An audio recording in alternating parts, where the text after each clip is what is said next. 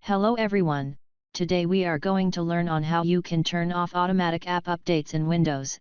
This helps those with less internet, and those who be having issues not wanting updates from internet, and for those who didn't know where this is changed, it's all done is App Store for your computer, and the good thing about it is that every Windows has it. It's simple, simply start by opening App Store.